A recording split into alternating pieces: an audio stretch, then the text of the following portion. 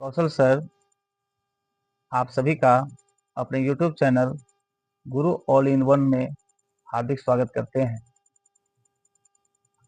आज हम लेकर के आए हैं शमशेर बहादुर सिंह द्वारा रचित एक काव्य जिसका नाम है उषा। यह दिगंत भाग 2 क्लास 12 BACB बोर्ड में संकलित है।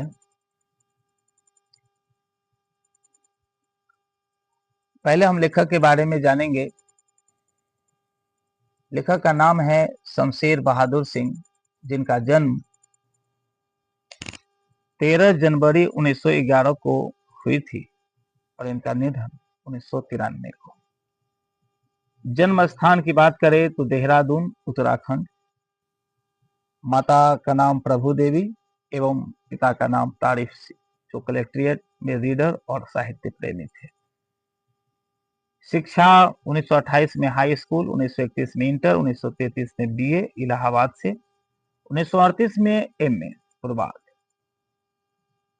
यानी MA में 2 साल होता था पहले, प्रीवियस ईयर और फाइनल ईयर। तो प्रभात का मतलब प्रीवियस ईयर, यानी कि एक ही साल किए थे अंग्रेजी से, आगे पढ़ाई न चल सकी। अब तो सेमेस्टर लग गया है, 4 सेमेस्टर होते हैं। पारिवारिक जीवन की बात करें तो 1929 में धर्म देवी से इनकी शादी हुई, 1933 में ही पत्नी की मृत्यु हो गई, बड़ी दुखद। फिर परिवार विहीन अनिश्चित जीवन। वृत्ति की बात करें, जिन्होंने जीवन में जो भी किया, रूपाब कहानी, माया, नया साहित्य, नया पथ एवं मनोहर कहानियां के संपादन कार्य से ये जुड़े रहे हैं। एडिटिंग का काम करते थे। उर्दू हिंदी कोर्स का भी इन्होंने संपादन यानी एडिटिंग किया। 1981-85 तक प्रेमचंद सृजनपीठ विक्रम विश्वविद्यालय उज्जैन के अध्यक्ष रहे। यात्रा तो 1978 में सोवियत रूस की इन्होंने यात्रा की। ये जो भी कृतियां वगैरह देख रहे हैं, आपके पास बुक तो होगा ही। इस कृतियों को आप याद कर लेंगे। इसके लेखक हुए शमशेर बहादुर सिंह। क्वेश्चन कैसे पूछता है, जैसे मान लो इसमें एक क्वेश्चन यह है, चुका भी नहीं हूं मैं, ये पूछ देगा, कहेगा किसकी रचना है। तो उसमें 4 लेखक के नाम होंगे, जिसमें शमशेर बहादुर सिंह भी होंगे। तो बात करते हैं इस प्रेजेंट कविता की। तो इस कविता का नाम है उषा, जो कि बहुत ही छोटा कविता है। उषा की बात करें तो उषा काल से यहां से है। उषा यानी कि उषा काल, जो सुबह होने से पहले का होता है।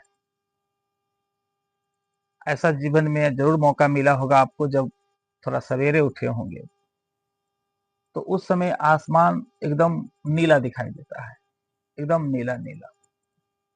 और जैसे जैसे सूर्योदय होने लगता है, वैसे वैसे पूरा आसमान नीला से हल्का लाल गेरुआ कलर का होने लगता है। तो लेखक उसी जो दृश्य को जो है अपने शब्दों के माध्यम से समझाने का प्रयास किया। प्रातः नभ था बहुत नीला शंख जैसे। प्रातः यानी कि सुबह का जो नभ यानी आकाश था, वो बहुत नीला था शंख जैसे। भोर का नभ यानी कि सुबह का जो आसमान होता है, एकदम ऐसा लगेगा जैसे कि मतलब पूरा आसमान को लिप दिया है। जैसे कोई जमीन लिपने के बाद क्या होता है कि एकदम गीला गीला दिखाई देता है, वैसा ही आसमान एकदम गीला गीला दिखाई देता है। ऐसा लगता है जैसे कभी वो गीला पड़ा हुआ है। बहुत काली सील जरा से लाल केसर से कि जैसे धुल गई हो। ऐसा माने जैसे कि काफी काली सिलौटी पर लाल केसर रगड़ दिया गया हो, मतलब लाल केसर जैसे धुल गई हो। स्लेट पर या लाल खड़िया चाक मल दी हो किसी ने। जब थोड़ा सूर्योदय होने का, जब उषा काल थोड़ा और आगे सुबह की तरफ बढ़ती है, तो सूर्य निकलने का मतलब कि आसार दिखने लगता है। तो उसी टाइम में क्या होता है कि ऐसा लगेगा जैसे कि एकदम जो आसमान एकदम नीला नीला दिखाई दे रहा है, उसमें हल्का लगेगा जैसे कि कोई लाल केसर रगड़ दिया हो उसपे।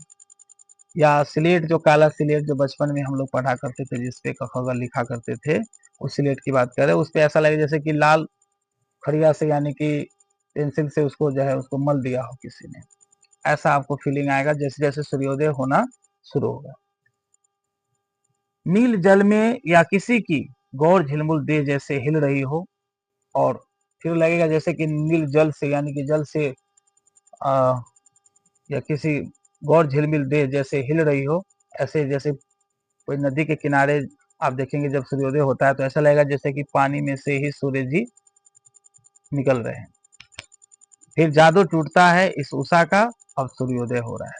फिर वो जो उषा काल का जादू टूट जाता है, फिर पूरा आसमान धीरे धीरे ऐसा लगेगा जैसे कि पूरा सूखता चला गया, और फिर सुबह हो जाती है।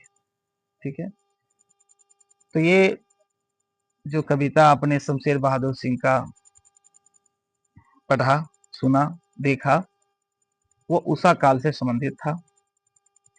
हमने इसे उन्हीं के आशय में समझाने का प्रयास किया है। आपको कैसा लगा कमेंट करके जरूर बताइएगा।